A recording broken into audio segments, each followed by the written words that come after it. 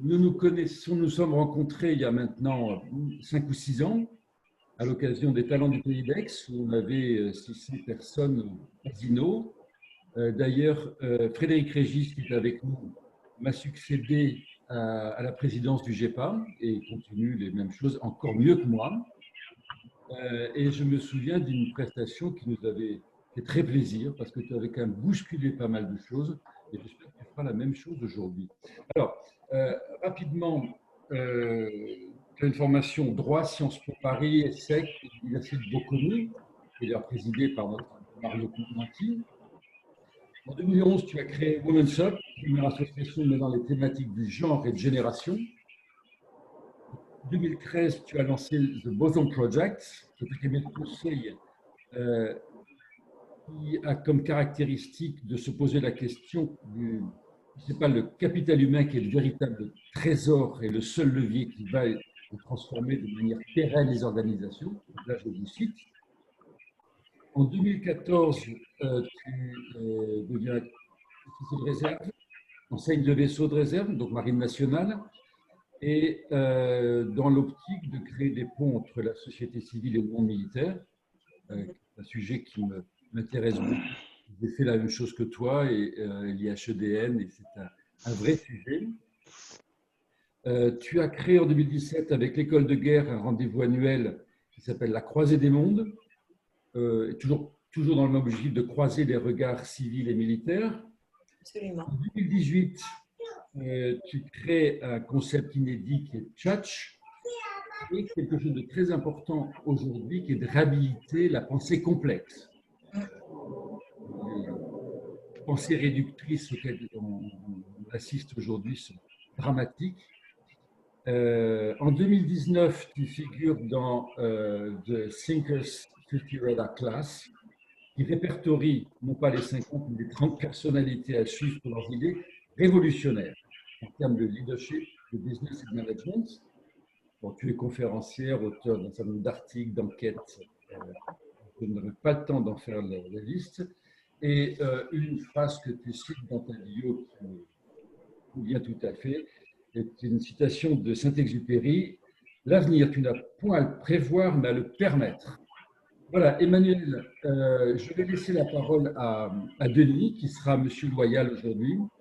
Ne t'inquiète absolument pas si ta fille est là. Elle fait aussi partie de notre environnement et de notre vie. Donc, aucun problème, aucun problème. Et c'est une assemblée d'une quarantaine de personnes, peut-être un peu plus tout à l'heure. Et on est entre nous et en bienveillance et en écoute. Emmanuel, Denis, je vous cède la parole. Merci Président. Oui, effectivement, Emmanuel, ici, tu as que des amis. Hein. Alors, franchement, là, tu as une audience particulièrement sympathique et conviviale. Donc, il n'y a pas de sujet. L'idée et le format, c'est que effectivement, tu fasses une petite intervention qui pose un peu le débat et qui lance tes idées, qui explique un peu ta conception des choses. Et puis ensuite, qu'on gère tranquillement une série de questions-réponses, sachant que les participants peuvent déjà poser des questions par écrit, ce qui me permettra de les reprendre pour amorcer le débat. Et puis ensuite, il y aura des échanges directs, bien sûr, en fonction des réactions des uns et des autres. Et la parole est à toi. Ok, parfait. Ben, merci, merci de l'invitation. Bonjour à tous. Alors peut-être un élément pour préciser ce qu'on fait au sein de The Boson Project, parce que c'est essentiellement de ça dont je vais parler. On travaille à la transformation des organisations.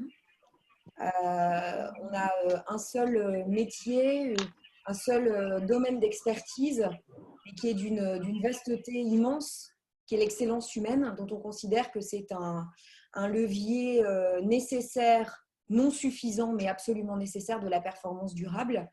Et c'est la raison pour laquelle Rose vous a proposé ce thème pour ces 10 minutes, la thématique de la résilience, puisque c'est précisément en fait l'enjeu des organisations aujourd'hui. Elles sont mises en difficulté, elles sont mises sous contrainte. Et là se pose la question de la performance durable, c'est-à-dire une performance qui peut dépasser les traumatismes, des organisations qui sont en capacité de se réinventer pour dépasser des crises qui se succèdent et ne se ressemblent pas. Si on parle simplement de la France les gilets jaunes, les grèves, le coronavirus. Je pense que là, c'est une course de haies qui devient très, très compliquée. Mais justement, on est au cœur de notre sujet. Comment est-ce qu'on structure des organisations? Et derrière organisation, je mets la culture, l'organisation au sens squelette du terme, le management, la gouvernance, les systèmes de prise de décision. Ah, pardon.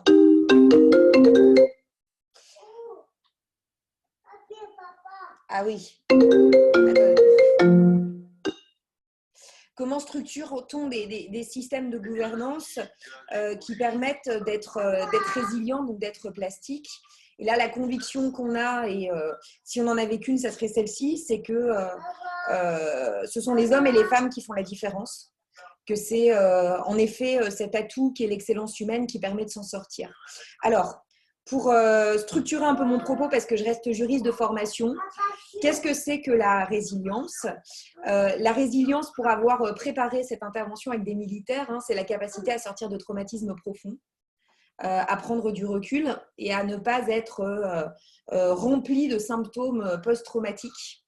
C'est à distinguer d'une autre valeur militaire qui est très importante, qu'on appelle l'abnégation, que je mettrai davantage au niveau des individus. L'abnégation, la vie au quotidien, c'est la capacité à avaler des couleuvres et à avancer coûte que coûte. La résilience, en fait, ce qui change, c'est probablement le contexte. C'est qu'on peut avoir de l'abnégation en tant que qualité, en tant qu'individu. On est résilient au niveau des organisations quand on traverse un contexte de crise qui est extrêmement important. Et c'est précisément en fait le momentum dans lequel nous sommes à l'heure actuelle. Et justement, je voulais décliner ce sujet de la résilience à 3 niveaux. Au niveau des individus, d'abord, parce que finalement, si on s'appelle The Boson Project, c'est parce qu'on travaille sur les bosons de l'entreprise. Le boson de Higgs est la plus petite des particules élémentaires découvertes à ce jour. Et nous travaillons sur les particules élémentaires de l'entreprise, c'est-à-dire le corps social, qui est avant tout composé d'individus qui sont différents et qui se posent des questions dans le contexte actuel. Qu'est-ce que ça veut dire que la résilience déclinée au niveau individuel? Première question. Deuxième question, qu'est-ce que ça veut dire que la résilience déclinée au niveau du premier échelon d'organisation humaine, c'est-à-dire le management? Et troisième question, qu'est-ce que ça veut dire que la résilience aujourd'hui déclinée au niveau des organisations, des entreprises, mais pas que, des organisations publiques, privées, civiles ou militaires, dans le monde du care ou dans tous les autres secteurs d'activité. Et qu'est-ce que ça dessine en fait pour la résilience des organisations demain que la crise que nous sommes en train de traverser? Alors sur le premier sujet, au niveau des individus, qu'est-ce que c'est que la résilience individuelle? Quand j'ai posé la question à des militaires, ils m'ont répondu, c'est l'engagement dans la tempête. Puisque justement, la résilience, c'est avant tout une histoire de contexte qui change et qui met sous contrainte. La vraie question qu'on se pose aujourd'hui, et je pense que le confinement permet justement de se poser ce type de questions un peu fondamentales qu'on se pose souvent jamais ou qu'on se pose trop tard dans sa vie. Qu'est-ce qui fondamentalement me donne envie de m'engager en tant qu'individu? Quelles sont les racines de mon engagement? Quelles sont les racines du fait que je vais donner évidemment ce que je sais faire, mais aussi un petit bout de ce que je suis? Et c'est ça qu'on attend aujourd'hui des collaborateurs. Et là, je distinguerai 4 éléments qui sont pour moi l'essence, les essentiels, les fondamentaux de l'engagement et qui ne sont pas interdépendants. C'est-à-dire qu'on peut n'avoir qu'un de ces ingrédients et être engagé à 300%. Le premier, c'est évidemment l'utilité dans l'absolu. L'utilité parce qu'on fait un job qui est utile aux autres. Et là, évidemment, je pense à tout le débat actuel qui nourrit les réseaux sociaux sur les bullshit jobs, où on aurait des jobs inutiles versus des jobs utiles dans la pyramide de Maslow, c'est-à-dire parce qu'ils soignent, parce qu'ils protègent, parce qu'ils préservent et parce que dans la crise sanitaire que nous vivons, ils permettent de protéger l'humanité. Évidemment que ressentir cette utilité fondamentale, l'utilité absolue, c'est un critère d'engagement. Mais malheureusement, ça ne correspond qu'à une infime partie des métiers d'aujourd'hui. Quels sont donc les 3 autres critères? La fraternité. Ça, c'est un deuxième élément qui est très important, sur lequel on travaille beaucoup chez les bosons, parce qu'on est intimement convaincu que dans le contexte qui est le nôtre, les collaborateurs qui se posent des questions et qui se disent finalement aujourd'hui, qu'est-ce qui me manque profondément? quand on n'a pas l'utilité absolue de son travail, souvent c'est l'autre. C'est l'autre qui manque. C'est la qualité des relations sociales qu'on a pu nouer dans le contexte du travail, qui est très différent de la sphère sociale ou de la sphère familiale. Et donc l'altérité, la fraternité, cette interdépendance au sein d'une équipe, elle est fondamentale en tant que levier d'engagement. Et elle peut se suffire toute seule. Le troisième élément, c'est le sens, dont on nous a bassiné un peu les oreilles pendant des années, puisqu'on était dans une quête de sens. Il fallait nourrir avec du sens les collaborateurs. C'est pour ça qu'on a réfléchi sur la raison d'être, sur la loi Pacte, enfin sur tous ces trucs. Le sens, là, c'est pas le sens, c'est pas l'utilité, c'est le sens dans un système. C'est l'utilité dans un système. On a besoin de moi. Je suis un maillon essentiel. Je le sais, je le perçois. On dit dans la marine, c'est l'amiral Lajousse notamment, qui était l'ancien DRH de la marine nationale, que la force d'une chaîne, ça n'est que la force de son maillon le plus faible. C'est ça le sens, au sens utilité dans un système. Et quand on regarde un petit peu Saint-Augustin, c'est le tailleur de pierre qui sait qu'il ne construit pas la pyramide. Pardon. Mais qui participe à l'élaboration d'une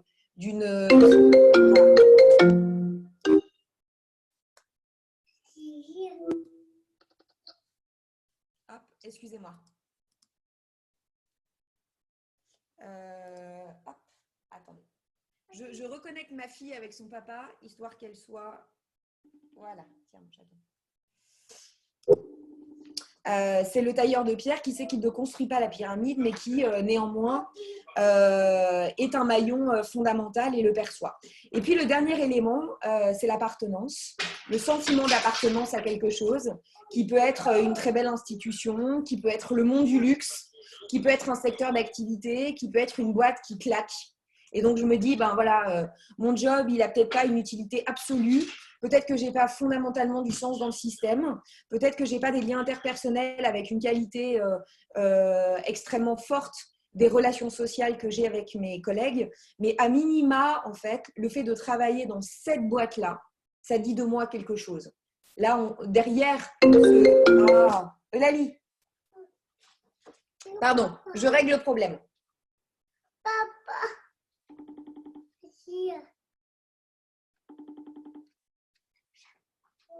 Tu arrêtes de toucher.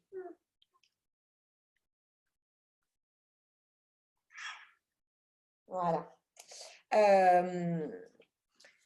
Donc, du coup, il y a ces 4 éléments quand on vraiment prend du recul par rapport au sujet.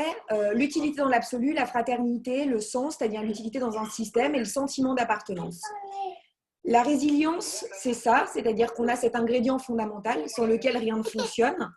Mais on a également un deuxième élément qui est une qualité intrinsèque. Tu sais quoi, tu vas venir avec maman. Hop. On va regarder les gens.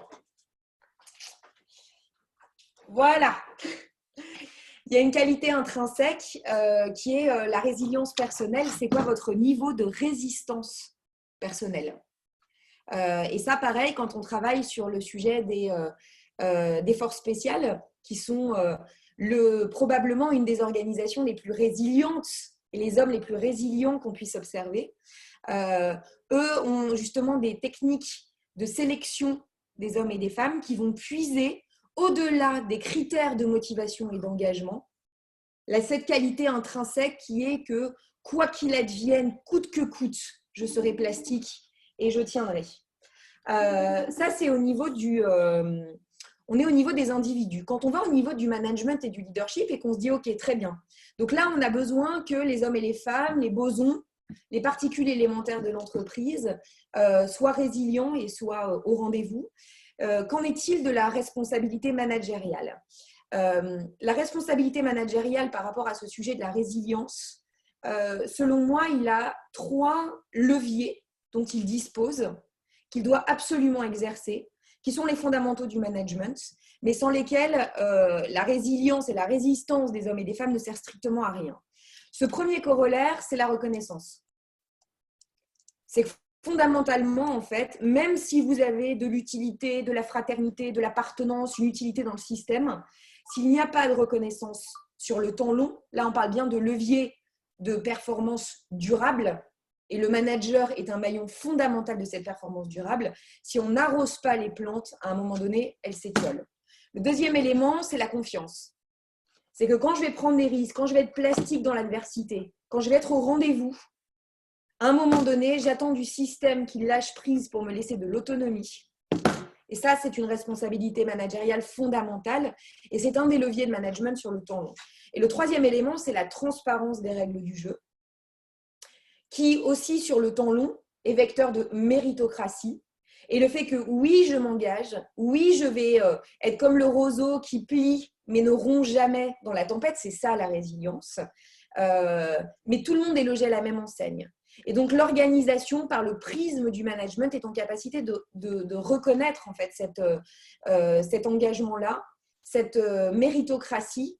Elle est passée à l'échelle des individus. Les règles du jeu sont les mêmes pour tous. Il n'y a pas de passe-droit.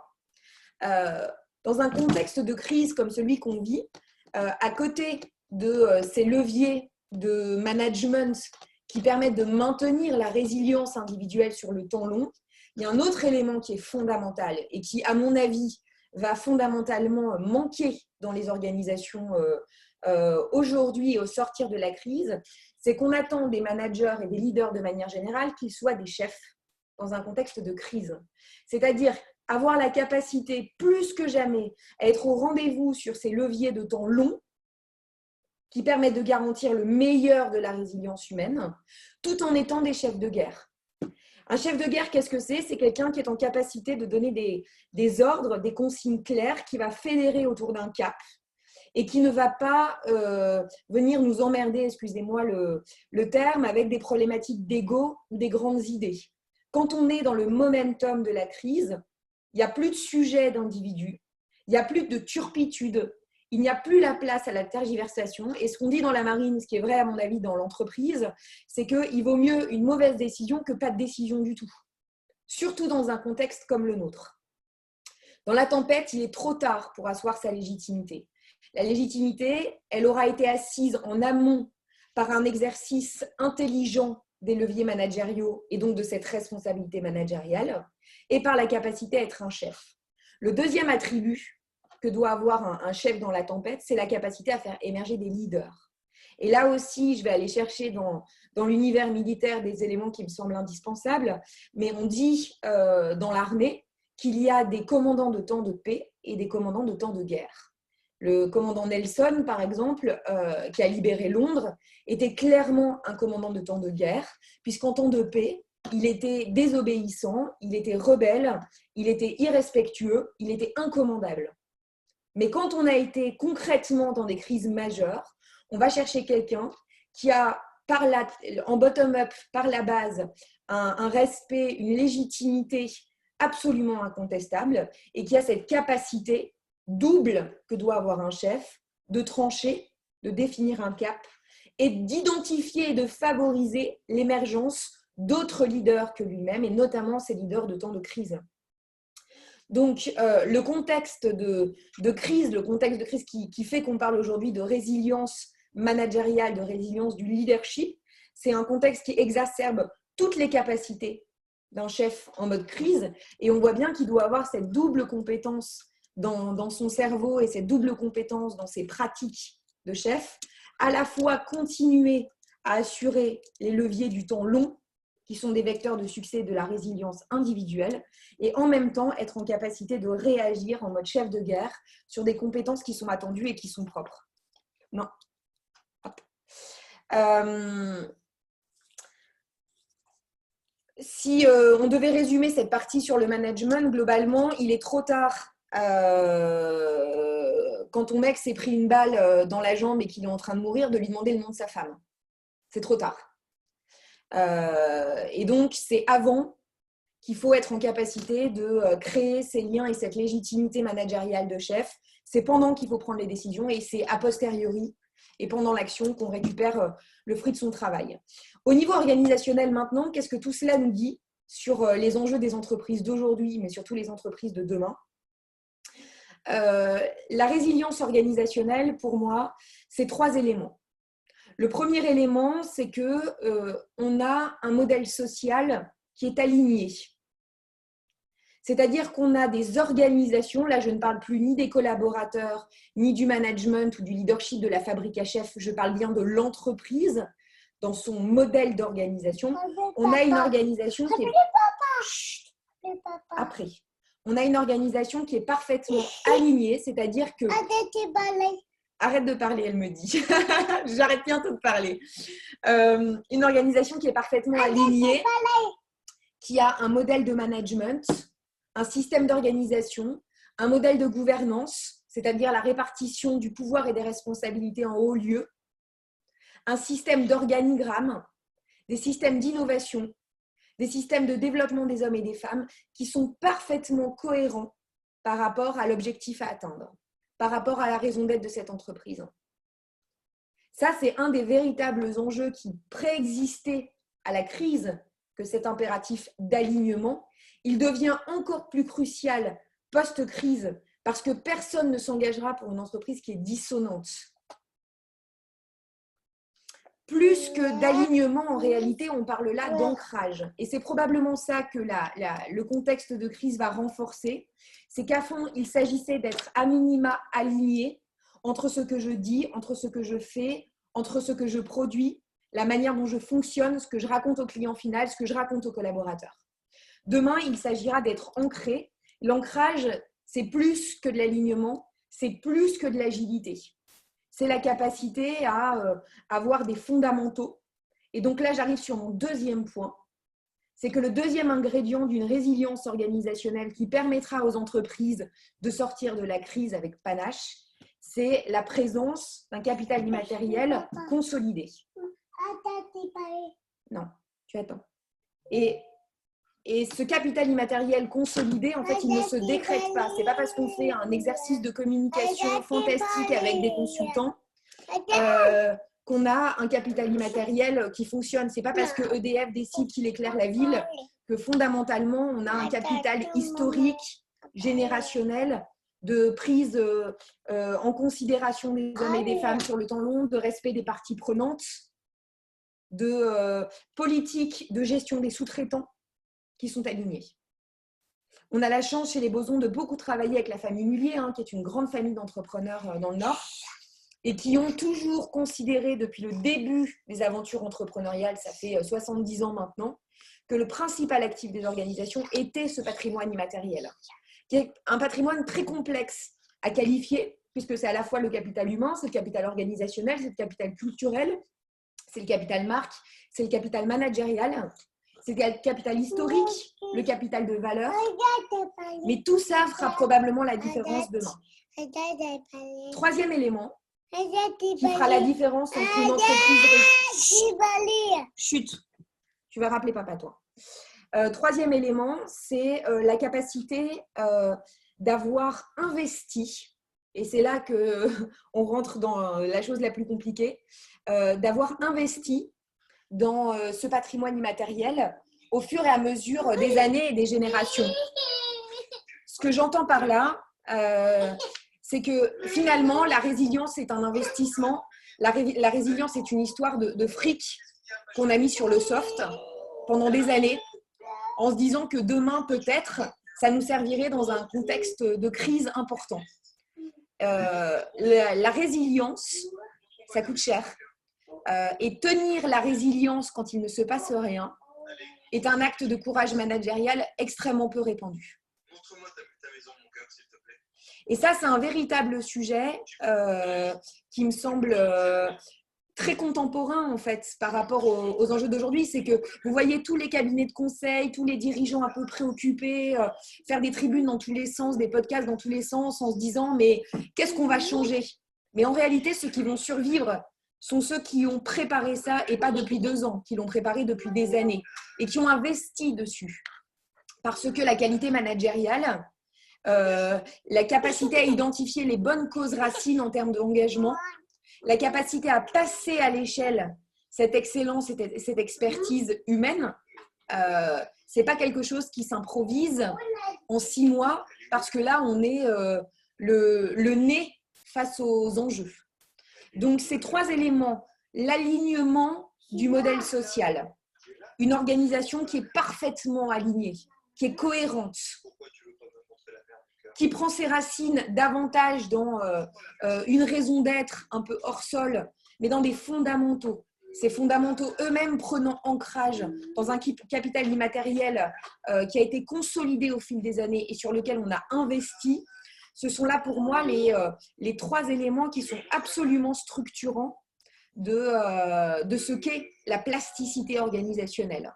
Pour donner des exemples, pour comprendre pourquoi je parle d'investissement, parfois de renoncement, en tout cas de choix entrepreneuriaux courageux, investir, ça veut dire on a des assurances qu'on avait, pour lesquelles des boîtes purement capitalistes où on est dans une optimisation des coûts n'auraient pas ces assurances.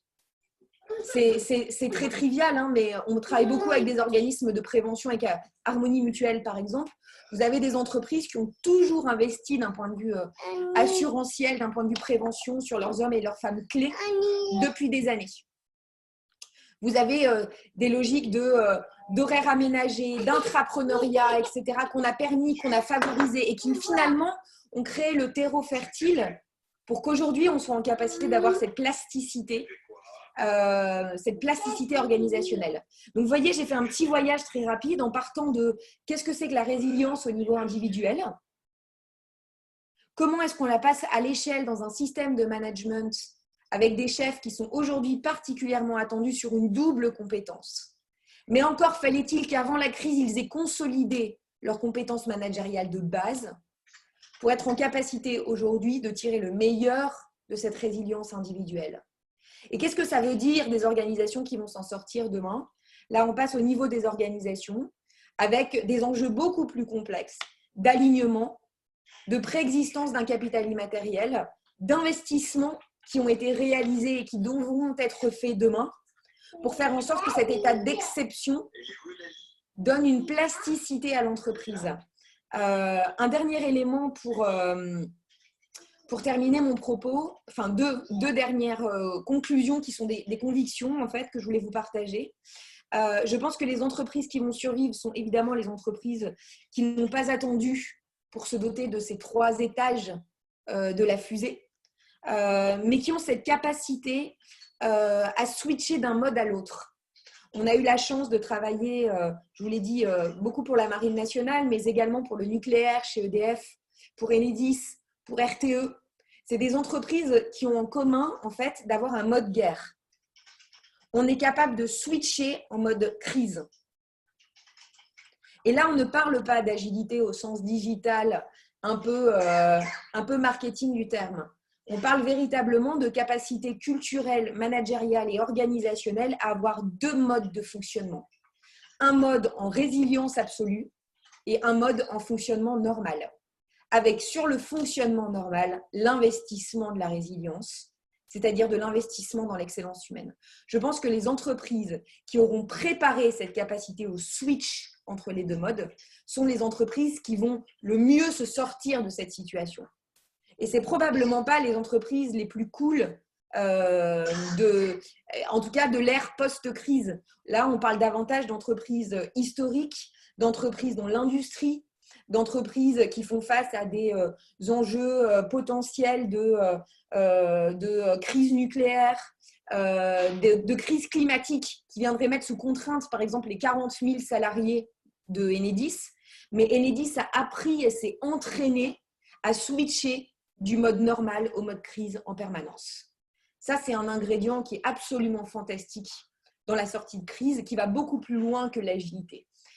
Et dont les entreprises un peu shiny, notamment les entreprises de la tech, qui ont beaucoup fonctionné sur des logiques capitalistiques traditionnelles, où on est dans une maîtrise absolue des coûts et dans des levées de fonds de l'autre côté, avec très peu d'investissement dans l'excellence humaine, vont être mises en difficulté par rapport à ce sujet.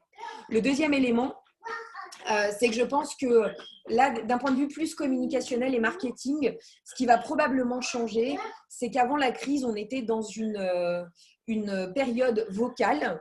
Tout le monde parlait, un peu de tout et n'importe quoi d'ailleurs, souvent, parce qu'on était sur la raison d'être, l'environnement, le positionnement, le greenwashing, blablabla. Bon. En tout cas, on était dans une période vocale très cérébrale. Clairement, si on se situait dans une partie du corps, on était au niveau du cerveau. On était en train d'être dans la sophistication extrême du bon mot pour dire la bonne raison d'être de telle boîte. Et ça aurait été une clé magique pour tout réaligner et tout transformer. Aujourd'hui, clairement, le contexte de crise qui oblige à cette question épineuse et fondamentale de la résilience contraint à descendre de la tête au cœur, voire de la tête aux tripes.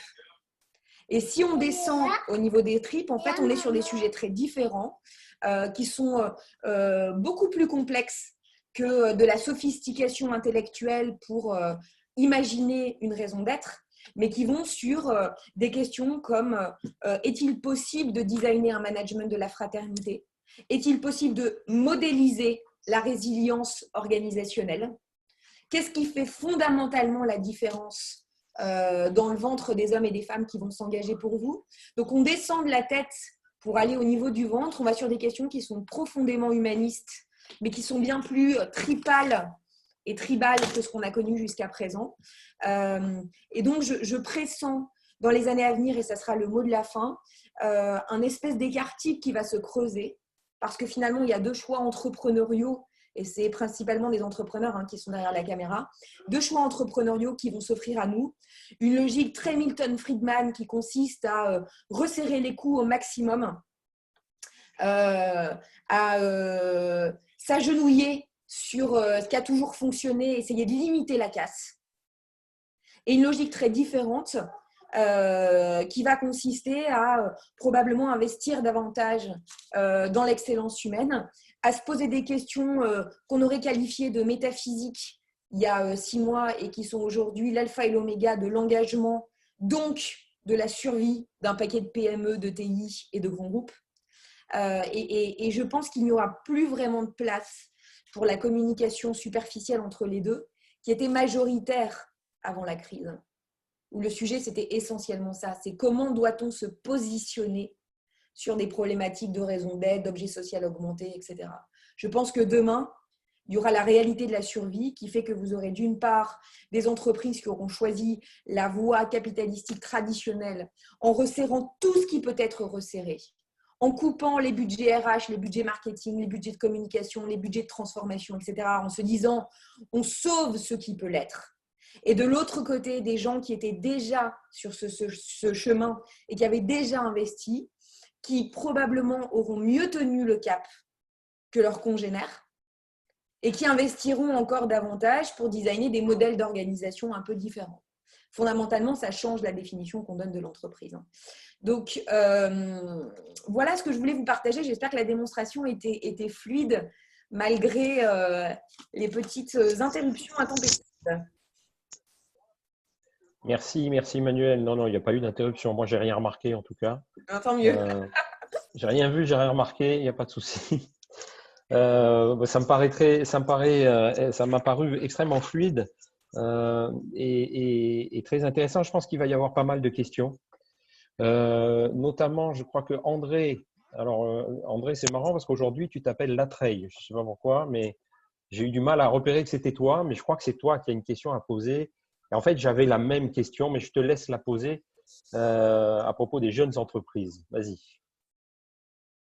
Merci beaucoup, Emmanuel. Bonjour à tous. Oui, vous nous résumez 2 options. La première, c'est quelque part la fin du Green Act, où on dit on comprime effectivement les coûts et l'écologie, ça suffit. Changement climatique, on verra plus tard dans notre organisation. Et l'option 2, étant donné qu'on a du recul, on s'y est pris en amont, on a su faire le gros dos, on est en mode guerre. Du coup, la question que je voudrais vous poser, c'est est-ce que dans les urgences post-crise, dans laquelle on va se trouver très très vite, est-ce que la RSE peut devenir davantage refondatrice au point de devenir un critère pour de nouvelles fusions, de nouveaux rapprochements, dans lequel ceux qui ne se sentiraient pas prêts se laisseront attirés, je ne dirais pas absorbés, mais se laisseront attirer par ceux qui le seraient plus pour survivre. Merci d'avance. Ouais, c'est une super question. 2 éléments de réponse, alors qui ne sont évidemment pas des certitudes, mais qui sont des convictions qu'on a développées chez les Bosons et qui sont renforcées par le contexte. La première, c'est qu'il va falloir trouver une autre sémantique. C'est-à-dire que RSE, ça a été tellement abîmé C'est un peu comme les RH et la communication. Vous savez, quand on a des professions qui sont peuplées de femmes, c'est que ce sont des professions qui sont dévalorisées. Donc, il va falloir à un moment donné changer la sémantique, changer également le périmètre, parce que clairement, la RSE ne peut pas être une sous-partie du projet fondation ou du projet RH ou des relations sociales parfois, ou pire, de la direction de la communication. Mais ça va devenir en fait l'autre facette de la vision stratégique. En fait, on a la vision stratégique métier et puis on a la vision humaine au sens 360 du terme, c'est-à-dire relation aux parties prenantes, relation aux collaborateurs, alignement, environnement, les hommes, la planète, le futur et le contemporain.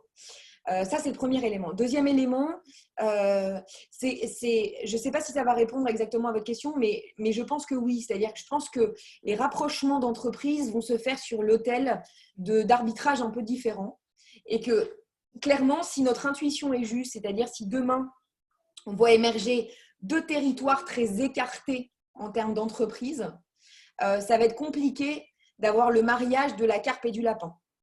Et on va renifler en tant qu'entrepreneur des gens qui nous ressemblent sur l'autel des valeurs, avec lesquels on est en capacité d'avoir une proposition de valeur globale qui est beaucoup plus cohérente. Et au-delà de la proposition de valeur pour le client, en réalité, quand vous opérez des rapprochements, si vous n'avez pas cette identité fondamentale qui est un peu cohérente, ça ne marche pas. C'est-à-dire le mariage ne fonctionne pas.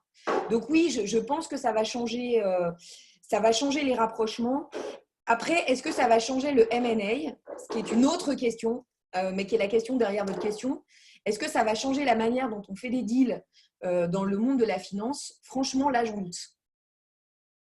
J'en doute parce que tout ce qu'on est en train de se dire depuis une demi-heure maintenant appartient au monde des entrepreneurs, au monde des chefs d'entreprise, au monde des actionnaires qui sont aussi aux manettes de leur boîte ou à minima qui sont des actionnaires préoccupés par le futur de leur boîte. À côté de ce monde-là, qui est le monde qui est ancré dans l'économie réelle et qui a la responsabilité des emplois, qui a la responsabilité de la vie, des familles qui nous ont fait confiance, etc., etc. Et je pense qu'on est tous dans le même bateau. Vous avez le monde de la financiarisation ultime, qui est un monde qui est très déconnecté en fait de cette économie réelle. Si votre question est est-ce que la crise va permettre la reconnexion du monde de la finance avec le monde de l'économie réelle des entrepreneurs, malheureusement, je crains que non. Et donc, on sera toujours dans cette espèce de géométrie variable un peu schizophrénique avec des entrepreneurs de terrain qui vont tout faire pour sauver l'emploi, pour faire en sorte que les sujets dont on parle soient des sujets dominants et prioritaires demain, à côté d'un monde économique avec un grand E et financier en réalité qui marche sur des registres qui sont très, très différents. Je ne crois pas, c'est pessimiste, hein, mais c'est ma croyance profonde, je ne crois pas que la crise économique, et même si on connaît une récession aussi importante que celle qui a été induite par la Deuxième Guerre mondiale, que la crise économique soit suffisante pour reconnecter le monde de la finance avec les enjeux de l'économie réelle, qui sont les enjeux des hommes et des femmes et les enjeux du futur. Fondamentalement, ça n'est que ça, en fait, normalement, l'entrepreneuriat. Merci Emmanuel.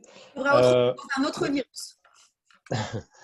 Alors là, je crois que Zach, s'il est toujours parmi nous, mais je pense qu'il est toujours parmi nous, Zakaria Fahim de Casablanca, tu voulais faire une intervention. Zach, je te donne la parole. Oui, bonjour. Merci pour le partage et je suis très heureux donc, puisque j'aurais pu dire la même chose, peut-être pas avec les mêmes mots. Ce que j'écrivais donc dans le message et je voulais partager, c'est que je ne sais pas si vous connaissez donc le CJD qui est né en 1938, militait pour une performance globale, c'est-à-dire mettre l'économie au service de l'homme. On disait l'homme avec un grand F. Est-ce que vous pensez qu'aujourd'hui, ce que vous avez dit avec brio, que ces entreprises très souvent, qui ont toujours considéré que la croissance à l'infini n'avait pas de sens, que mettre l'humain au service de l'économie était la base de notre développement, et comment aujourd'hui des valeurs qui sont portées par cette minorité, on pouvait trouver des modèles, parce que effectivement, quand on vous écoute, et vous avez fait référence beaucoup plus aux grandes entreprises, alors qu'on sait que l'essentiel de nos entreprises, c'est des TPE, des PME qui souvent il est le matin en mode guerre et l'après-midi, il est en mode normal. Et très souvent, ils ont fait l'école de guerre sans le savoir. Je pense que ce qui change fondamentalement, c'est que votre question, elle répond, enfin, la manière dont vous formulez votre question répond à votre propre question. C'est-à-dire que je connais très bien le CJD, j'y suis intervenue à plusieurs reprises, et vous avez raison, jusqu'à présent, c'était une histoire de choix que de se positionner sur le territoire des valeurs. C'est un choix. Donc, on décidait d'être un entrepreneur un peu différent, ou un peu normal, ça dépend dans quel camp vous êtes, d'être au CJD ou d'être à l'APM ou d'être chez Entreprise et Progrès, par exemple, et de se poser des questions sur le rôle et la responsabilité des entrepreneurs, des entreprises, etc., d'investir dans le capital humain, d'investir dans le patrimoine immatériel. L'énorme différence, je pense, c'est que demain, on ne parle plus de choix, on ne parle pas de communication, on ne parle plus de marketing. Ma conviction profonde, est-ce que la démonstration est assez claire aujourd'hui? Je pense que oui. C'est qu'il n'y a pas de performance durable sans excellence humaine. Ça n'existe pas. Et donc, toutes les boîtes qui n'ont jamais investi sur ce sujet, qui aujourd'hui se retrouvent avec des mauvais managers, qui à distance sont des managers à puissance de nocivité encore plus importante, n'ont pas la force de frappe pour trouver des solutions à l'issue et ne vont pas retrouver leur bonhomme en sortant. Ça, c'est clair, net et précis. Quand on sort de 1 mois et demi de confinement, qu'on a été avec sa famille, qu'on a un job de merde, qu'on n'a pas les fondamentaux en termes d'engagement, qu'on n'a pas la qualité managériale, que sa boîte a une raison d'être qui est complètement bullshit, vous croyez vraiment qu'on va repartir la bouche en cœur dans sa tour ou dans son entreprise en se disant « Ok, je vais me défoncer pour cette entreprise ». Non, le mal est fait. En fait, 6 semaines, c'est énorme pour changer complètement le rapport à l'entreprise. Les gens se posent des questions. C'est pour ça que j'ai commencé par le niveau individuel. Le momentum actuel, c'est un momentum où on met les choses entre parenthèses et où on se pose des questions. Et même si on ne les formalise pas avec les mêmes mots que le mien, fondamentalement, il y a une majorité de gens qui se disent à quoi ça sert de travailler? À quoi je sers? Est-ce que ça a du sens? Dans l'ordre de mes priorités, est-ce que fondamentalement ça me nourrit? Si la réponse est non, c'est autant de soldats qui ne seront pas au rendez-vous de la guerre pour la boîte. Et donc, je pense qu'au sortir de la crise, il ne va pas y avoir de transformation radicale immédiate. On va les sentir 2-3 ans après. Quand clairement on sera en capacité de dresser le constat, mince, en fait les soldats, ils étaient tous là en dilettante. Ils ne se sont pas engagés, ils ne se sont plus mouillés pour moi. Donc là, je pense que, voilà, pour le dire simplement, on quitte l'hôtel des convictions, on quitte le sujet du choix, on quitte la problématique des valeurs pour aller dans une démarche beaucoup plus pragmatique qui, moi, me convient très, très bien, qui est de dire la résilience organisationnelle, c'est l'atout majeur qui va faire que votre boîte, elle crève ou elle survit. Et le pilier de cette résilience, c'est l'excellence humaine. Il est trop tard pour réagir aujourd'hui. Est-ce que vous l'avez consolidé? Est-ce que vous l'avez incarné? Est-ce que vous l'avez nourri? Est-ce que vous l'avez permis? Si la réponse est non, ça va être compliqué. Voilà. Ok, ça fait un peu frémir quand même, hein, parce que je ne suis pas certain qu'il y ait tant que ça d'entreprises qui se soient préparées, qui soient dans les conditions de la résilience telles que tu les décris. Mais bon, je voulais juste revenir sur, qu'on revienne ensemble sur la finance, parce que je crois que tes propos ont un peu piqué l'un de nos banquiers. On a des banquiers parmi nous, et notamment notre ami William Guigou, qui a une petite remarque à ce sujet. William. Oh, remarque, non. Bonjour, vous m'entendez tous? Oui, très bien. Bon, bah, super. Non, bah, juste, merci pour cet exposé et j'avoue particulièrement apprécier les travaux du Bosons Project. Et merci de mettre l'humain au centre de tout, enfin, du moins c'est ma compréhension. Après, effectivement, je pense qu'il y a plusieurs finances et il ne faut pas oublier la finance des banques traditionnelles qui sont aujourd'hui fortement impactées par les activités, le mode d'accompagnement des entreprises en temps de crise et une certaine forme de finance que je qualifierais volontiers d'ennemi à titre personnel. Donc, il y a la finance des M&A, je l'entends, mais il y a aussi la finance du quotidien qui soutient l'économie aujourd'hui, puisqu'hier peut-être encore. Donc, voilà, juste un petit sujet là-dessus. Et je pense qu'effectivement, l'accompagnement des collaborateurs qui aura été fait en termes de sécurisation, de donner du sens, sera un critère pour moi d'employabilité pour les entreprises de demain, puisqu'il y aura celles qui auront su préserver leurs salariés et leurs familles plutôt que leurs intérêts à très court terme. Donc je pense que c'est quelque chose que des salariés comme moi aujourd'hui regarderont pour la suite des événements. Voilà. En tout cas, merci, j'apprécie beaucoup et merci de mettre de l'humain, c'est très important. Non, vous avez raison, la précision est très importante. J'ai été au conseil d'administration des banques populaires, donc j'ai aucun problème avec les banques, bien au contraire, que je mettrais d'ailleurs volontiers dans la catégorie des PME et des ETI très impactés par le contexte actuel. En fait, je parlais davantage de la financiarisation de la société, qui fait qu'on est tous en train de se battre là à nos échelles différentes, sur des continents différents, pour faire en sorte que l'entreprise soit ce qu'elle est fondamentalement, c'est-à-dire un destin collectif possible du progrès pour tous, avec des gens qui s'engagent en commençant par les entrepreneurs, mais que malheureusement, il ne faut pas être naïf et on s'inscrit, et on le voit aussi avec ce virus, on s'inscrit dans un système globalisé, mondialisé, financiarisé, où il y a un paquet des règles du jeu qui échappent à l'économie réelle. Et ça crée, en tout cas c'est mon analyse de la situation, ça crée un monde à deux vitesses qui lui aussi nécessiterait d'être réaligné. Ça aurait pu être la troisième étape, enfin, la quatrième, ça aurait dû être l'État français parce qu'on aurait pu parler de résilience étatique, et puis la cinquième, c'est la cohérence du tout, avec aujourd'hui des temporalités, des impératifs qui sont très différents en fonction de qu'on parle de l'économie, est-ce qu'on parle de la finance, est-ce qu'on parle du bien commun, est-ce qu'on parle de l'environnement au niveau planétaire. Là aussi, on a des désalignements qui sont très, très puissants. Voilà, pour préciser un peu mon propos. Merci Emmanuel. Je vais passer la parole maintenant à Jade Aïdini, qui s'interroge sur les 3 étages de la fusée. Jade, la parole est à toi.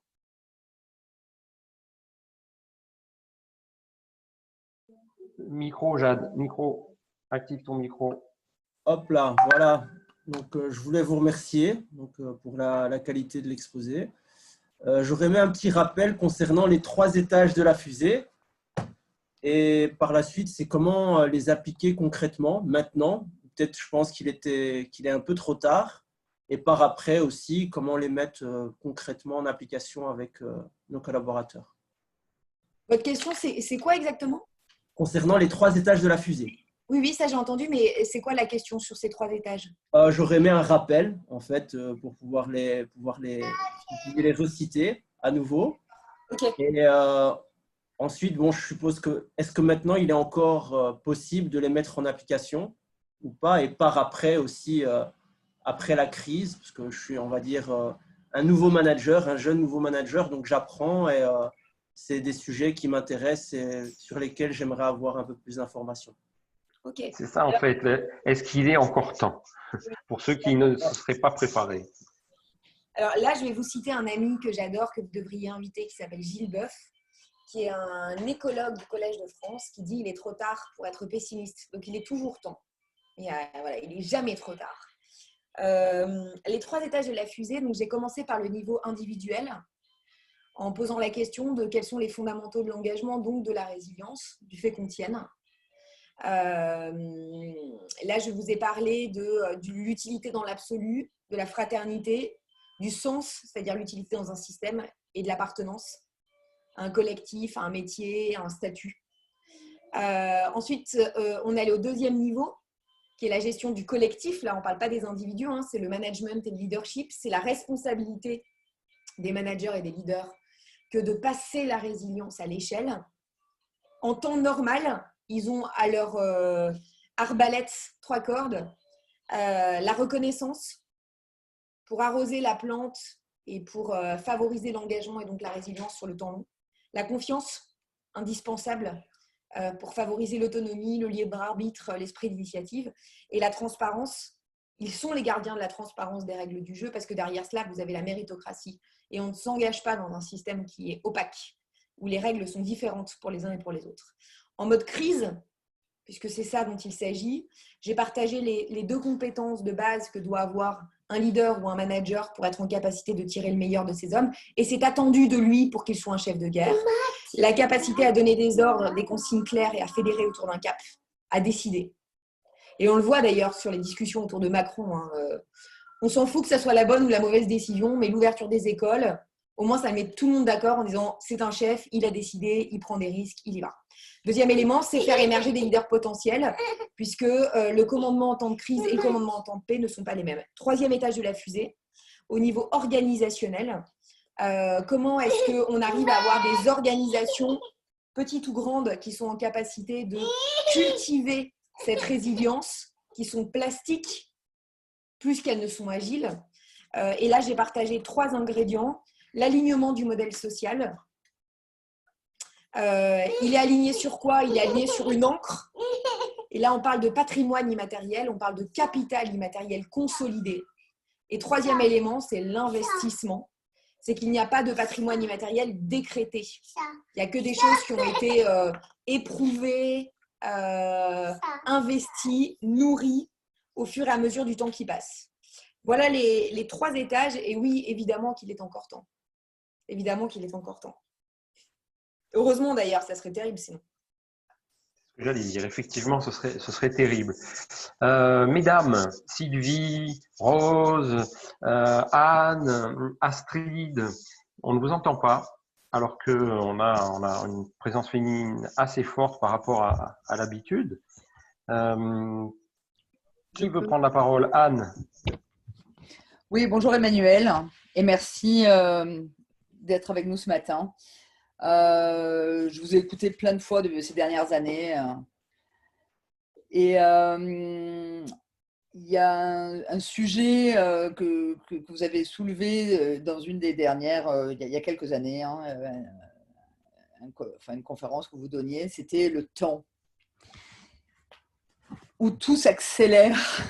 Et je reviens là-dessus parce que ça m'avait impacté. Et aujourd'hui, effectivement, moi, en tout cas, personnellement, j'ai un sujet par rapport au temps. C'est-à-dire que c'est la première fois que le temps s'arrête sur la planète et qu'on est dans l'urgence, effectivement, de gérer son équipe en leur disant, tout ce que vous avez dit, essayer de rassurer, apparaître comme leader, légitimiser sa position, etc. Donc, on est un peu dans cette urgence quand même de gestion de crise, tout en ressentant le besoin de prendre du temps quand même sur les décisions à prendre, ne pas se précipiter, avoir des visions plus long terme, ce qui est d'ailleurs pas facile à partager avec son équipe, parce que du coup, en tant que manager, on rentre dans aussi des réflexions à plus long terme, et tout en ayant la tâche de réassurer quand même sur le court terme son équipe. Voilà, je voulais vous entendre par rapport à ça, parce qu'il est un sujet qui m'avait intéressé dans une de vos conférences, sur effectivement que le temps s'accélérait et que c'est drôle qu'effectivement on se retrouve dans une situation où d'un coup le temps s'arrête, dans une période où le temps s'accélérait. Ouais, je pense que vous pointez là un des grands sujets très, très, très complexes pour les boîtes, mais surtout pour les hommes, en fait. C'est que c'est le sujet des espèces de paradoxes fondamentaux. Il faudrait aller super vite. Il faut être dans l'urgence et dans la précipitation parce que il faut sauver les boîtes, parce qu'il faut générer de l'innovation de rupture, parce que le monde va de plus en plus vite, parce que les usages sont obsolètes plus vite que jamais. Et pourtant, les solutions dont on parle là, qu'on partage, à commencer par l'excellence humaine, hein, qui est un vaste... c'est la solution d'une vie, j'ai envie de dire, sont des solutions de temps long. Et je pense que ça met en exergue une qualité du leadership qui n'était pas une qualité primaire ces 20 dernières années quand on regarde toute la littérature américaine sur le leadership. C'est la capacité à accepter les paradoxes sans nécessairement essayer de les résoudre, d'une part. Et deuxièmement, la capacité à jongler sur des enjeux de temps très longs avec des décisions de temps court. Nous, chez les bosons, en fait, on a appelé ça le passage du ou au et. Alors, ça veut bien dire ce que ça veut dire. Il y a quelqu'un d'éminemment plus intelligent que nous qui a appelé ça la pensée complexe, qui s'appelle Edgar Morin, qui répond exactement à votre sujet du temps, en fait. La pensée complexe, c'est l'idée que avant c'était séquentiel et c'était linéaire. Aujourd'hui, c'est tout en même temps et c'est multifactoriel, avec des interdépendances et avec des contradictions élémentaires.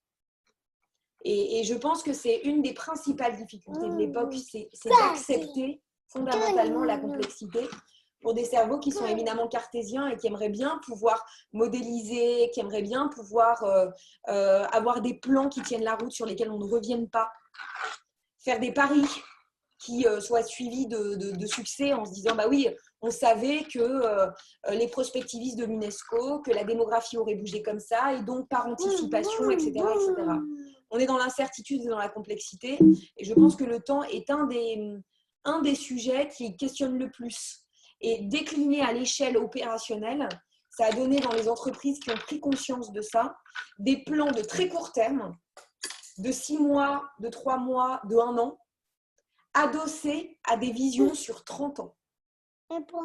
Et ce n'est pas l'un ou l'autre, c'est l'un et l'autre.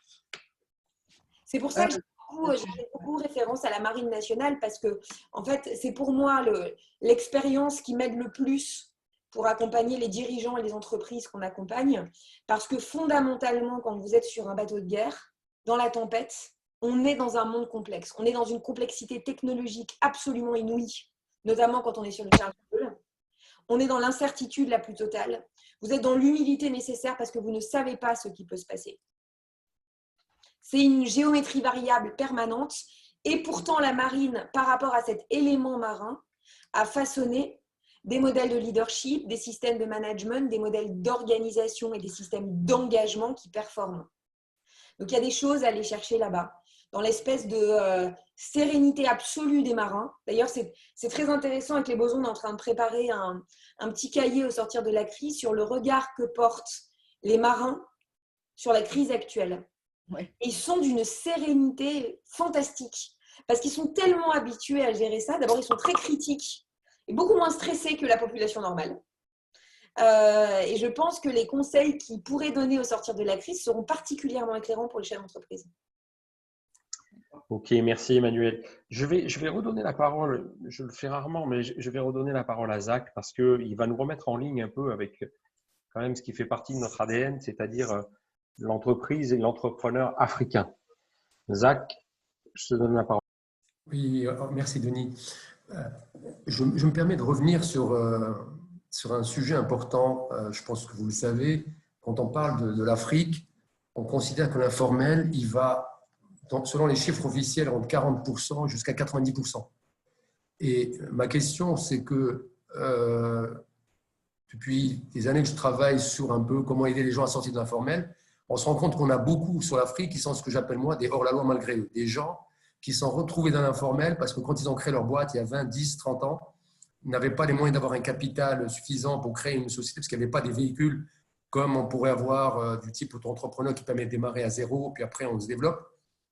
Ils se sont retrouvés aujourd'hui, je pense, je ne parle pas des ripoux, mais des vrais entrepreneurs, des gens qui construisent aujourd'hui un continent, mais qui sont quelque part en dehors des dispositifs, en dehors un petit peu de, quand on prend la photo de famille, ils ne sont jamais dedans. Alors que je pense que quand on regarde un peu votre plaidoyer, c'est, je pense, des entreprises qui ont, pour moi, la plus grande résilience et cette excellence humaine, parce que très souvent, c'est des petites organisations où s'il n'y avait pas d'humain, parce qu'ils n'offrent rien du tout à part cette reconnaissance, cette capacité effectivement à travailler ensemble.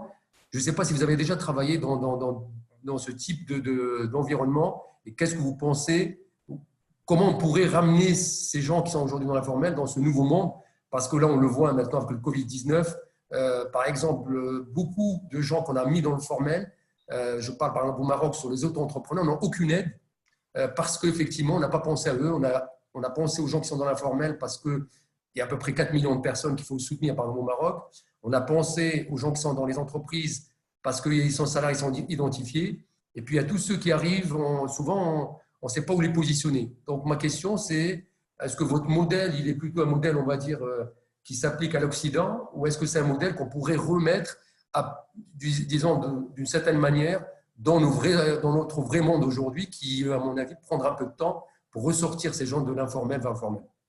Alors, c'est une question qui me touche beaucoup parce qu'il y a 3 ans, j'avais vraiment à cœur, et justement, je suis une copine d'Aude de Thuin que vous recevez bientôt.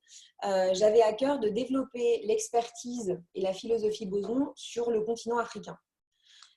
Et j'avais l'intime sensation, plus qu'une conviction, que s'il y a un endroit où il y a des entrepreneurs de terrain, les mains dans le cambouis, qui sont en capacité d'être en adéquation avec tout ce qu'on a partagé, c'était celui-ci. Et si j'avais cette sensation, c'est parce que j'avais eu beaucoup d'entrepreneurs africains, alors dans le monde formel comme dans le monde informel, qui nous avaient contactés en nous disant que ça faisait particulièrement écho avec la manière dont ils voulaient monter des entreprises, avec le regard qu'ils portaient sur l'emploi et sur leurs responsabilités. Et donc, pendant 6 mois, en fait, on a commencé par le Maroc. Alors, c'était peut-être une erreur. On a commencé par le Maroc et on a rencontré plein de gens extraordinaires. Pour autant, on a eu beaucoup de mal, nous, Boson, pour être tout à fait honnête avec vous, à passer à l'échelle parce qu'en l'absence d'organisation ou de processus ou de réseau un peu fédéré permettant à des gens comme nous d'être connectés rapidement à un écosystème, c'est extrêmement fastidieux et long que d'essayer de créer soi-même le réseau. Et donc, après 6 mois de tentatives, on était 2, on était partis à 2. On est rentré en se disant comment dire, la pulsation est la bonne. Tous les gens qu'on a rencontrés étaient en adéquation fois 1000 avec ce que l'on porte et étaient en capacité de le transformer en réalité dans leurs boîtes respectives. Mais on n'avait pas l'écosystème organisé propice pour nous permettre, nous, de ne pas mourir sur l'autel de cette ambition-là. Donc, en fait, on est rentré. Donc, c'est une réponse double que je vous fais. Alors, elle vaut ce qu'elle vaut, c'est-à-dire que c'était il y a 2 ans et demi. Mais j'ai été quand même très bien accompagnée par des entrepreneurs africains qui sont assez présents en France et qui est assez d'accord avec mon constat. C'est-à-dire qu'on a le bon niveau de maturité émotionnelle, managériale, entrepreneuriale, mais en l'absence d'infrastructures entrepreneuriales de base permettant de passer ça à l'échelle. Et si ça reste du sporadique, ça ne sert à rien en fait. Il faut réussir à passer à l'échelle soit d'un pays, soit d'un type d'entrepreneuriat. Donc, en tout cas, si vous avez des idées, On a monté un écosystème, donc on partagera avec vous. On est à peu près une 15 organisations, parce qu'effectivement, j'ai toujours considéré le proverbe de Mandela qui dit « si tu veux aller vite, vas-y seul, si tu veux aller loin, allons-y ensemble ». C'est ça. Effectivement, on est une quinzaine dans un écosystème. C'est pour ça aussi que je suis chez Africa Link, parce que je considère qu'effectivement, on parle beaucoup maintenant de repli sur soi, alors que la réalité, elle est autre. Et avec plaisir, on partagera et on verra en dehors de l'antenne comment on pourrait effectivement se reconnecter, parce que je pense qu'il faut connecter les bonnes idées et puis leur donner corps pour qu'on puisse impacter. Parce que je pense que ces conférences, c'est aussi se ressourcer, mais c'est aussi voir comment on peut impacter. Et donc, si on peut ressortir avec des décisions, ça serait génial. Et un dernier petit truc, c'est que normalement, hors Covid, j'aurais dû aller à Kinshasa, je crois. C'était je crois une CCI locale qui m'avait organisé une semaine sur place avec des rencontres d'entrepreneurs, le tout financé par un grand acteur de la bière africaine. Voilà, donc j'aurais dû avoir l'espèce de bis repetita de cette intention initiale qui était vraiment la mienne. Donc ça n'est peut-être que partie remise. Alors, du coup, là, je vais me permettre une aparté rapide sous le contrôle de mon président qui, en plus, a une invitée de marque sur ses genoux, je crois. Là, il y a vraiment des choses à creuser sur un partenariat futur entre Africa Link et le Boson Project, sous le contrôle de mon président toujours. Hein, mais nous, on a des comités africains dans un certain nombre de territoires. On en aura de plus en plus. les préoccupations que tu soulèves et ces notions de résilience entrepreneuriale, etc., nous intéressent beaucoup. C'est aussi pour ça que tu es là, évidemment. Voilà, il y a des idées à creuser en termes de partenariat, puisque Boson Project est aussi en capacité de se projeter vers l'Afrique. Président, une réaction? Absolument. Oui, je pense qu'il y a beaucoup de choses à faire, d'autant plus si on parle de résilience, de solidarité et d'humanité. On a un certain nombre de leçons à prendre sur notre deuxième continent. Par contre, il est vrai qu'en termes de management, il y a encore des progrès extrêmement importants à faire en Afrique, qui restent encore trop souvent de forme pyramidale. Mais très volontiers, si Emmanuel et de Boson est intéressé pour qu'on essaie de développer quelque chose, ce serait avec un très grand plaisir parce que, en effet, il faut qu'on mette de la valeur, du sens, de l'ancrage dans nos relations et dans le travail que nous faisons avec nos frères africains. Ok. Est-ce qu'il y a d'autres questions? Je n'ai plus de questions par écrit. Non. Quelqu'un veut-il lever la main? A-t-il une réaction, une question à nous faire partager? Moi, j'en avais une. Vous m'entendez? Vous m'entendez? Qui, moi? Qui? Vanessa. Vanessa, on t'entend bien, oui. Oui, voilà. J'avais surtout une question par rapport à la compétitivité et au profit. L'excellence, la prévoyance, ça veut dire qu'on a les moyens de le faire.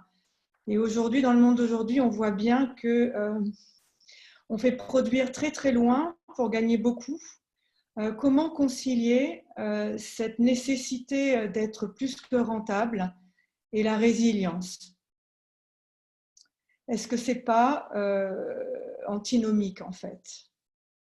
Voilà. En fait, je ferai la même réponse. Alors, je sais que c'est une réponse facile parce que, évidemment, dans le contexte actuel, on se pose tous la question de la trésor, de la perf, de passer une année à zéro, voire à moins de millions. Donc c'est une réponse facile. Mais je ferai la même réponse que sur le temps. C'est que je pense qu'en fait, on n'est plus vraiment dans le ou. Je pense que la résilience, aujourd'hui, est une condition sine qua non d'une performance sur le temps long, de boîtes qui sont en capacité de se développer dans un monde complexe et de dépasser des crises qui vont se succéder. Et donc, malheureusement, je pense qu'il nécessite également de revoir la définition que l'on donne de la valeur créée. Parce que cette valeur créée, elle doit nécessairement être réinvestie en grande partie dans un espèce de cercle vertueux pour consolider la résilience du système de création de valeur. Je ne sais pas si ça répond à votre question, mais ce qui est certain, c'est que d'un point de vue pas du tout philosophique, mais très économique, on ne peut plus être dans une approche strictement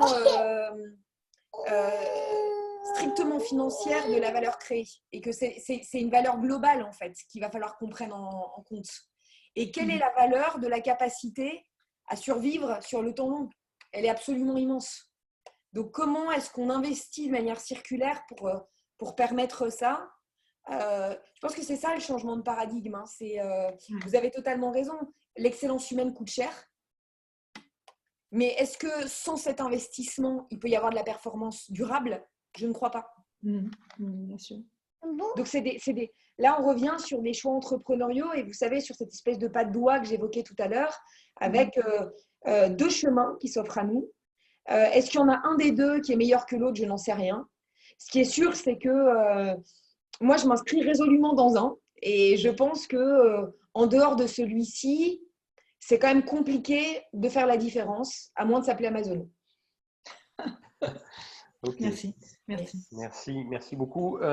S'il y a encore une question, une toute dernière, Hicham, je vois que tu lèves la main, Hicham. Oui, merci Denis. Donc Hicham, membre aussi d'Africa Link. Moi, je partage tout ce qu'a dit Emmanuel, et effectivement de bâtir le développement de l'entreprise sur l'humain, c'est une démarche que j'ai toujours eue. J'ai pas, entre parenthèses aujourd'hui, il n'y a pas de prétention, mais à changer d'opinion. Mais néanmoins, est-ce que après cette crise sanitaire, il ne va pas y avoir tellement de casse que de toute façon, malheureusement, on va juste retomber dans une espèce de cercle vicieux dans lequel il y aura tellement de chômage que de toute façon, les gens vont accepter n'importe quel job. Les entrepreneurs vont avoir tellement besoin de rattraper du chiffre d'affaires que de toute façon, il va y avoir une espèce de course anarchique aux heures de travail et au chiffre d'affaires. Est-ce qu'il ne va pas y avoir une pression monstrueuse pour que, effectivement, non seulement les chemins passés persistent, mais qu'ils soient accentués? Ouais, c'est ça, je pense que c'est la question qu'on se pose tous. C'est la question que m'a posée ma mère hier soir quand je lui disais j'intervenais sur ce sujet. Là aussi, je pense qu'il va y avoir deux effets de vague. Je pense que ce que vous dites est inéluctable à court terme au sortir de la crise. On le voit d'ailleurs en France. Geoffroy Roux de Bézieux, le patron du MEDEF, a déjà commencé à planter des graines en disant il va falloir travailler plus. On est dans une approche, il a raison d'ailleurs, il va falloir travailler plus, c'est sûr et certain, mais on est dans une approche hier en pire, voilà, globalement, sans se poser de questions et sans tirer les conséquences de ce qui est en train de se passer. Je pense que la deuxième vague, elle va arriver dans 2-3 ans. Parce que la casse, elle ne va pas être au sortir de la crise. Hein. Les boîtes, elles vont mettre du temps à crever. Elles vont mettre du temps, c'est tous des écosystèmes qui vont se déliter. Vous-même, vous le savez, un entrepreneur qui se bat, c'est un entrepreneur qui fait tout ce qui est dans son pouvoir pendant 1 an, 2 ans, 3 ans et qui, à la fin, va déposer le bilan. Donc, je pense que la deuxième vague, moi, j'ai foi en l'intelligence humaine. C'est ma grande force et ma grande faiblesse. Mais je pense que la deuxième vague va vraiment mettre en lumière le fait que cet investissement dans la résilience est un facteur de performance durable. Et que si on veut créer des boîtes qui ne soient pas des comètes qui disparaissent au bout de 3-5 ans, il n'y a pas le choix. Parce que ce n'est pas simplement une histoire de choix d'entrepreneur. Le contexte est en train de changer. Il avait déjà changé, hein, ça fait 5 ans qu'on parle d'accélération du monde, qu'on parle d'innovation de rupture, que vous avez des toutes petites boîtes comme Airbnb qui viennent détrôner des énormes chaînes hôtelières, des empires hyper installés. On a bien vu en fait que le contexte était en train de changer. Et je pense qu'on est au début de l'histoire. Donc en fait, moi j'ai foi en un espèce d'effet ciseau pour répondre clairement à votre question. Le premier ciseau, c'est que sur l'autel des faillites, des réflexions qui vont quand même grandir dans la tête des entrepreneurs, du constat que dans beaucoup de boîtes, les gens ne s'engageront plus. Parce que même si vous faites le minimum syndical, ce n'est pas s'engager en fait. Quand vous êtes posé ces questions existentielles, ça change votre logiciel. Quand vous êtes dans une boîte qui n'a pas pris soin de vous, vous ne prendrez pas soin d'elle. Vous ferez votre job pour ne pas vous faire virer, mais vous ne prendrez pas soin d'elle. Donc il y a cet élément-là qui va, à mon avis, percoler et avancer pendant 2-3 ans. Et en parallèle de ça, je fais confiance au contexte qui, à mon avis, va devenir de plus en plus âpre, de plus en plus ardu. Et Airbnb ou Amazon à côté, c'est des enfants de cœur en fait. Quand on met Airbnb ou Amazon en face du coronavirus sur un ring, qui gagne dans le fait de contraindre la transformation des organisations? C'est clairement pas le phénomène humain, ce sont les phénomènes qui nous échappent. Je pense que le contexte va être de plus en plus complexe et que quand les deux courbes vont se rencontrer, probablement qu'on aura beaucoup d'entrepreneurs qui feront des paris un peu différents. Donc, la réponse à votre question, c'est qu'à très court terme, je crains comme vous, il faut que tout change pour que rien ne change, précisément.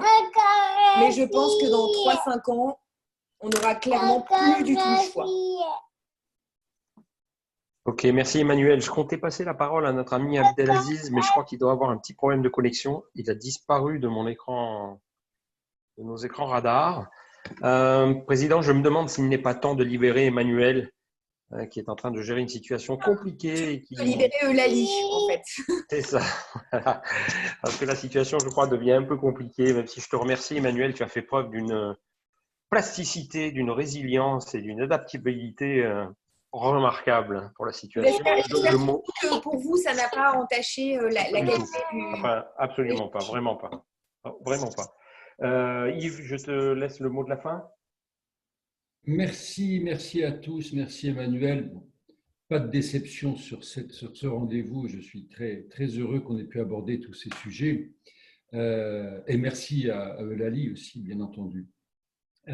Et c'est pour ça que j'ai demandé à cette petite d'être là pour montrer qu'ils font partie de notre monde, c'est d'ailleurs le monde de demain. C'est intéressant, je reprends une chose que disait Bertrand Badré, d'ailleurs qui ne pouvait pas être là parce qu'il était à 6 heures de moins, il m'a dit 5 heures du matin, c'était un petit peu tôt, mais il m'a chargé de te transmettre son bon souvenir. Et lui disait une phrase qui m'a beaucoup marqué, c'est « Ne gâchons pas cette crise ». Elle est une opportunité et c'est quelque chose de très positif. Et il parle, puisqu'on a parlé tout à l'heure de finances, c'est donc la différence entre ce que disait M. Guigou et ce que je pense aussi, d'ailleurs aussi en tant que banquier, c'est qu'il y a la banque et il y a la finance. Et qu'il ne faut pas les confondre, et que malheureusement on les confond tout le temps. Et un des grands défenseurs de cette nouvelle finance qui pourrait sauver le monde, comme il le dit, c'est Bertrand d'ailleurs, avec son discours sur l'équité et la durabilité nécessaire de la finance mondiale. Alors bien sûr, j'ai particulièrement apprécié, mais tu le sais, vous le savez, c'est cette notion de cohérence, d'ancrage, de valeur qui devient indispensable. Alors il y aura en effet des phases, ce ne sera pas facile, on est sur une ligne de crête avec les ténèbres d'un côté et la lumière de l'autre, et on peut basculer d'un côté ou de l'autre très facilement. Donc on a du pain sur la planche tous ensemble. Voilà, merci à tous. Je vous rappelle que mardi prochain, c'est ça Vendredi prochain, nous avons Ahmed Semega. À 17h. À 17h. Le vendredi, c'est 17h. Ahmed Semega est haut-commissaire de l'Organisation de la mise en valeur du fleuve Sénégal, ancien ministre et un homme remarquable. Le 21 avril, nous recevrons Corinne Martin, qui est parmi nous d'ailleurs aujourd'hui. Corinne Martin nous parlera, et ça résonnera aussi avec ce qui a été dit aujourd'hui, de comment garder le cap dans la tempête. Puis nous aurons Aude de Thuin, le 24 avril, sur l'entrepreneuriat féminin en Afrique. Donc encore une fois, il y a des résonances avec différents rendez-vous. Et ensuite, le 28 avril, Abdelmalek Alaoui, qui nous rejoindra sur la prudence et l'urgence et anticiper avec ambition les relations nord-sud. Voilà, merci à tous. Merci tout particulièrement Emmanuel. J'étais très heureux de te recroiser. J'espère que ça reviendra et qu'on est tout à fait ouvert. On essaiera de faire des propositions pour essayer d'aller un petit peu plus loin dans ces réflexions. Avec grand plaisir. Et si on avait certains d'entre vous qui souhaitaient, comme Zach, rester en contact, aucun souci pour filer mes coordonnées mail. Ok, je vais m'en charger, je vais donner tes coordonnées. Et puis on reste en contact pour essayer d'imaginer une feuille de route de quelques actions pragmatiques. Africa-Link, Boson Africa-Link. Je te remercie du fond du cœur, Emmanuel. Merci à vous tous. Merci, Emmanuel. À bientôt à tous, donc à vendredi pour ceux qui le peuvent. Bye bye. Au revoir. Au revoir à tous. Merci. Salut, Achille.